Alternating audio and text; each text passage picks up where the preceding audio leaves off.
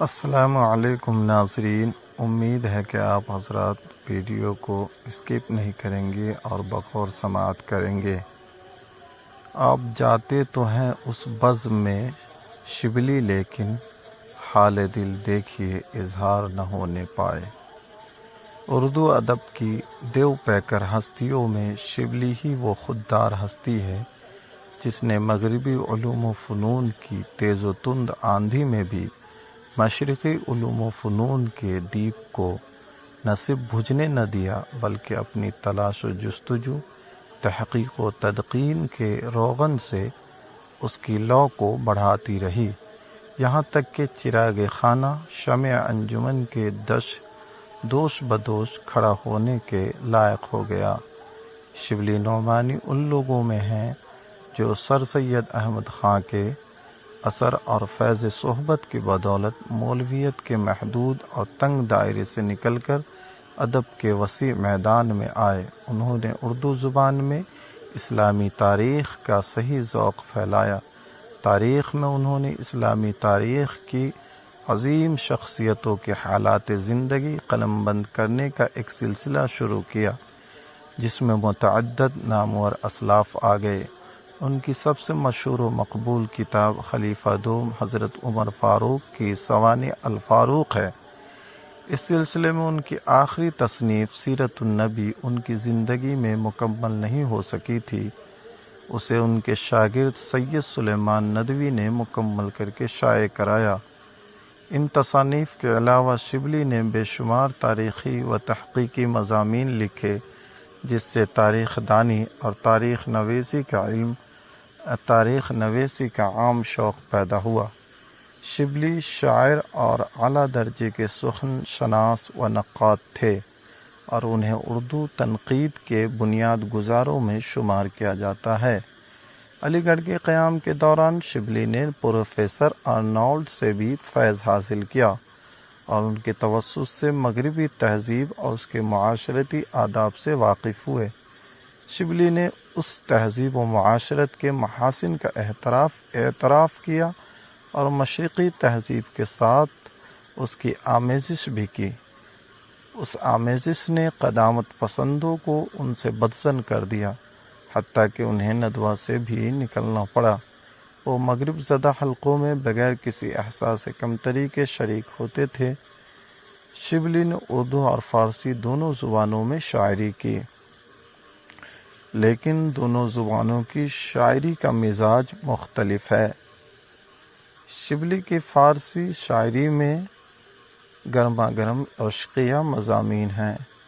یہ شاعری عوام کی نظر سے کم ہی گزرتی ہے۔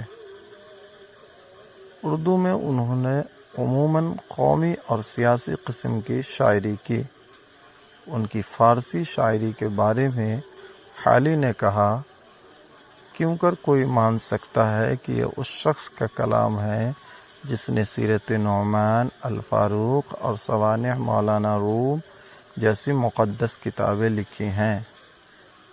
غزلیں کاہے کو ہیں، شراب دو آتشہ ہے، جس کے نشے میں خمار چشم ساقی بھی ملا ہو۔ غزلیات حافظ کا ملا ہوا ہے۔ غزلیات حافظ کا جو حصہ رندی اور بے باکی کے مضامین پر مشتمل ہے، ممکن ہے کہ اس کے الفاظ میں زیادہ دلربائی ہو، مگر خیالات کے لحاظ سے یہ غزلیں بہت زیادہ گرم ہیں۔ شبلی 1857 میں اعظم گڑھ کے نزدیک بندول میں پیدا ہوئے۔ یہ لوگ نسلاً راجپوت تھے۔ شبلی امام ابو حنیفہ سے مزاجی قربت رکھتے تھے، اس لیے انہوں نے اپنے نام کے ساتھ امام ابو حنیفہ کے نام نعمان بن ثابت کی نسبت سے نعمان لکھنا شروع کیا۔ ان کے والد اعظم گڑھ کے نامور وکیل، بڑے زمیندار اور نیل و شکر کے تاجر تھے۔ شبلی کو انہوں نے دینی تعلیم دلانے کا فیصلہ کیا۔ شبلی نے اپنے وقت کے جید علماء سے فارسی، عربی، حدیث فقہ اور دیگر اسلامی علوم حاصل کیے۔ تعلیم سے فراغت کے بعد مولانا نے کچھ دنوں قرق امین کے طور پر ملازمت کی۔ پھر وہ وکالت کا امتحان دیا جس میں فیل ہو گئے، لیکن اگلے سال کامیاب ہوئے۔ کچھ دنوں مختلف مقامات پر ناکام وکالت کرنے کے بعد مولانا کو علی گڑھ میں سر سید کے کالج میں عربی اور فارسی کے معلم کی نوکری مل گئی۔ یہیں سے شبلی کی کامیابیوں کا سفر شروع ہوا۔ علی گڑھ کی ملازمت کے دوران ہی مولانا نے ترکی، شام اور مصر کا سفر کیا۔ ترکی میں سر سید کے رفیق اور عربی و فارسی کے اسکالر کے طور پر ان کی بڑی آؤ بھگت ہوئی۔ عطیہ فیضی کے والد حسن آفندی کی سفارش پر کہ وہ سلطان عبدالحمید کے دربار میں خاصا رسوخ رکھتے ہیں، ان کو تمغہ مجیدیہ سے نوازا گیا۔ واپسی پر انہوں نے المامون اور سیرت نعمان لکھی۔ 1890 میں شبلی نے ایک بار پھر ترکی، لبنان اور فلسطین کا دورہ کیا اور وہاں کے کتب خانے دیکھے۔ اس سفر سے واپسی پر انہوں نے الفاروق لکھی۔ 1898 میں سر سید کے انتقال کے بعد شبلی نے علی گڑھ چھوڑ دیا اور اعظم گڑھ واپس آ کر اپنے قائم کردہ نیشنل اسکول، جو اب شبلی کالج ہے، کی ترقی میں مصروف ہو گئے۔ پھر وہ حیدرآباد چلے گئے، جہاں کے اپنے 4 سالہ قیام میں انہوں نے الغزالی، علم الکلام، الکلام، سوانح عمری، مولانا روم اور موازنہ انیس و دبیر لکھیں۔ اس کے بعد وہ لکھنؤ آ گئے، جہاں انہوں نے ندوۃ العلماء کے تعلیمی معاملات سنبھالے۔ ندوہ کی مصروفیات کے درمیان ہی انہوں نے شعر العجم لکھی۔ 1907 میں گھر میں بھری بندوق اچانک چل جانے سے وہ اپنا ایک پیر گنوا بیٹھے اور لکڑی کے پیر کے ساتھ باقی زندگی گزاری۔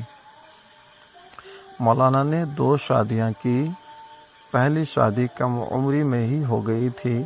پہلی بیوی کا 1895 میں انتقال ہو گیا۔ 1900 میں 43 سال کی عمر میں انہوں نے ایک کمسن لڑکی سے دوسری شادی کی، جس کا 1905 میں انتقال ہو گیا۔ شبلی کا خواب تھا کہ بڑے بڑے علماء کو جمع کر کے علمی تحقیقی اشاعت کا ادارہ دارالمصنفین کے نام سے قائم کیا جائے۔ انہوں نے اس کا انتظام پورا کر لیا تھا، لیکن ادارے کا افتتاح ان کی موت کے بعد ہی ہو سکا۔ مولانا کی بعض سرگرمیوں کے وجہ سے ندوہ میں ان کی مخالفت بڑھ گئی تھی۔ آخر ان کو اس ادارے سے، جس کی ترقی کے لیے انہوں نے بڑی محنت کی تھی، الگ ہونا پڑا اور وہ اعظم گڑھ آ کر اسکول اور زمینداری کے کاموں میں مصروف ہو گئے۔ یہاں آ کر ان کی صحت گرنے لگی اور 18 نومبر 1914 کو ان کا انتقال ہو گیا۔ شبلی نعمانی ایک فعال اور محنتی آدمی تھے، جس کام میں ہاتھ ڈالتے پوری محنت اور لگن سے اسے پایہ تکمیل تک پہنچانے کی کوشش کرتے۔ اپنی علمیت و شہرت کی بدولت ان کی رسائی اس وقت کی بہت سی ریاستوں کے مسلم اور غیر مسلم حکمرانوں تک تھی، جن سے ان کو اپنے علمی عملی منصوبوں کے لیے مدد ملتی رہی۔ شبلی کا شمار اردو تنقید کے بنیاد گزاروں میں ہوتا ہے۔ انہوں نے اپنے تنقیدی نظریات کو اپنی 2 لاجواب کتابوں شعر العجم اور موازنہ انیس و دبیر میں جامعیت کے ساتھ بیان کیا ہے۔ موازنہ میں شبلی نے فن مرثیہ نگاری کے بنیادی اصولوں کے ساتھ ساتھ فصاحت، بلاغت، تشبیہ، استعارے اور دیگر صنعتوں کی تعریف و توضیح کی ہے۔ شعر العجم میں انہوں نے شعر کی حقیقت و ماہیت، نیز لفظ و معنی کے رشتے کو سمجھانے کی کوشش کی ہے، اور اس میں انہوں نے اردو کی جملہ کلاسیکی اصناف کا محاکمہ کیا ہے۔ اس میں انہوں نے شاعری کے عناصر حقیقی، تاریخ و شعر کے فرق، اور شاعری اور واقعہ نگاری کے فرق کو واضح کیا ہے۔ وہ شاعری کو ذوقی اور وجدانی چیز سمجھتے تھے جس کی کوئی جامع و معنی تعریف وضع کرنا ممکن نہیں۔ وہ ادراک کے مقابلے میں جذبہ و احساس کو شاعری کا جوہر حقیقی قرار دیتے ہیں۔ ان کا کہنا ہے کہ اگرچہ جذبات کے بغیر شاعری ممکن نہیں، تاہم اس کا مطلب ہیجان یا ہنگامہ برپا کرنا نہیں، بلکہ جذبات میں زندگی اور جولانی پیدا کرنا ہے۔ وہ ہر اس چیز کو جو دل پر استعجاب، جوش یا کوئی اور جذبہ پیدا کرے، شعر میں شمار کرتے ہیں۔ اس طرح ان کے نزدیک آسمان، ستارے، صبح کی ہوا، کلیوں کی مسکان، بلبل کے نغمے، دشت کی ویرانی اور چمن کی شادابی سب شعر میں شامل ہیں۔ اس طرح شبلی نے شعر کی حسی اور جمالیاتی پہلو پر زور دیا۔ لفظ و معنی کے بحث میں ان کا جھکاؤ لفظ کی خوبصورتی اور اس کی مناسب استعمال کی طرف ہے۔ وہ لفظ کو جسم اور معنی کو اس کی روح قرار دیتے ہیں اور کہتے ہیں کہ اگر عمدہ معنی عمدہ الفاظ کا جامہ پہن کر سامنے آئیں تو زیادہ پر اثر ہوں گے۔